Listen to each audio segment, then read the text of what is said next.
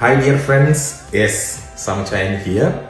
ആദ്യത്തെ റീലാണിത്, അതുകൊണ്ട് ഒരു പോസിറ്റീവ് തോട്ട് പറഞ്ഞു തുടങ്ങാം എന്ന് വിചാരിക്കുന്നു. എന്റെ ശത്രുക്കൾ കാണുക നീ എനിക്ക് വിരുന്നൊരുക്കും എന്ന് ബൈബിളിൽ ഒരു വാക്യമുണ്ട്. ഈ വാക്യം വായിക്കുമ്പോഴൊക്കെ എൻ്റെ മനസ്സിലേക്ക് കടന്നു വന്നുകൊണ്ടിരുന്ന ചിന്ത, നമ്മളെ ഇഷ്ടമില്ലാത്ത നെയ്ബേഴ്സിന്റെയും റിലേറ്റീവ്സിന്റെയും ഒക്കെ മുൻപാകെ നമുക്കുണ്ടാകുന്ന അച്ചീവ്മെന്റ്സ് ആണ് ദൈവം ശത്രുക്കൾക്ക് മുൻപാകെ ഒരുക്കുന്ന വിരുന്ന് എന്നാണ്. എന്നാൽ ആരാണ് നമ്മുടെ ശത്രു എന്ന് യഥാർത്ഥമായി മനസ്സിലാക്കാൻ സ്റ്റഡി ചെയ്യാൻ ശ്രമിച്ചപ്പോഴാണ് ആർക്കാണ് നമ്മളെ പരാജയപ്പെടുത്താൻ കഴിയുക അവരാണ് നമ്മുടെ ശത്രു. നമ്മളെ പരാജയപ്പെടുത്താൻ ശ്രമിക്കുന്ന ശക്തിയാണ് യഥാർത്ഥത്തിൽ ശത്രു. അപ്പോൾ ആർക്കാണ് നമ്മളെ പരാജയപ്പെടുത്താൻ കഴിയുക?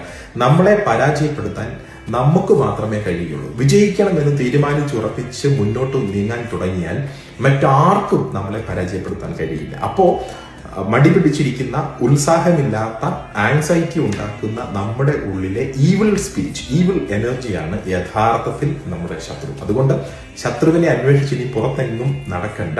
March towards success by defeating the evil spirit in you. God bless U.